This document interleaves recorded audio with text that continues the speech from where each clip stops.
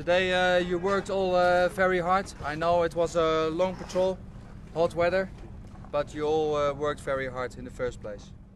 Training and mentoring is an integral part of the Dutch Operational Military Liaison Team's job in Uruzgan.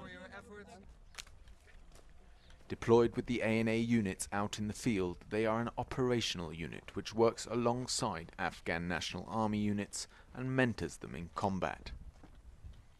But working with the ANA can be a tricky affair, as there are many challenges that come into play. I learned a lot, just working with guys with another language, other drills, other skills, so it's sometimes really difficult, but you learn a lot, and also it's comfortable, or how do you say it, it's comforting to see that they are learning and getting higher up. The OMLTs do not have operational control over the Afghan National Army unit.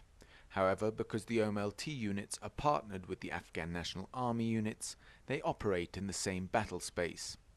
The Marines therefore have the difficult task of coordinating this effort.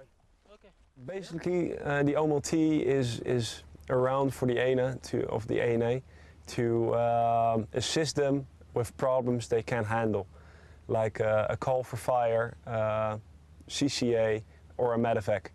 So that's basically the things the ANA aren't capable to do.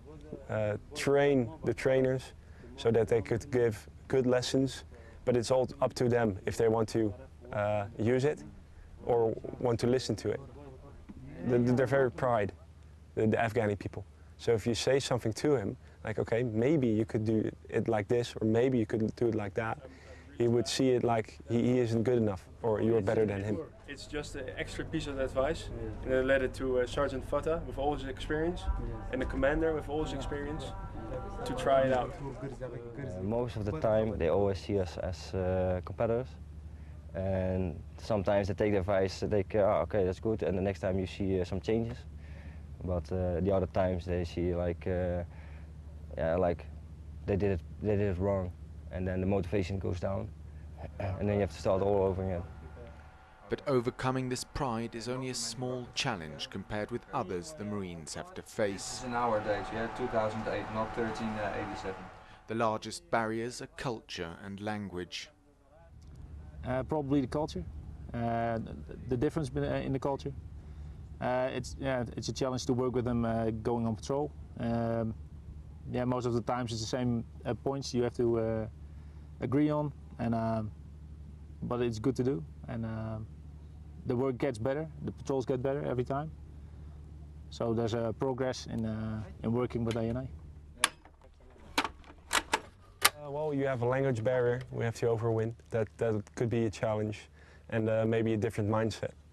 Like Western military, they're very strict. They got their SOPs, and the Afghan way is a little different there than our way. So that will be a challenge the next couple of months, to teach them and to monitor them at an appropriate way and at a good way, so that they will be better soldiers they are right now. The development of the ANA is key to the final success of the ISAF mission. Once the Afghan National Army is ready to handle security, then NATO can take a step back and focus more on a supporting role. We're from a first world. It's not going very fast. No, not a really steep learning curve. You must have patience with them. And it's small steps, but it's for everything, not only the ANA, also for the area here. But the ANA they're making progress in small steps, and be satisfied with small steps at a time. You know, tomorrow on the patrol, they have good distance between each other, but they stay standing when they're stopped.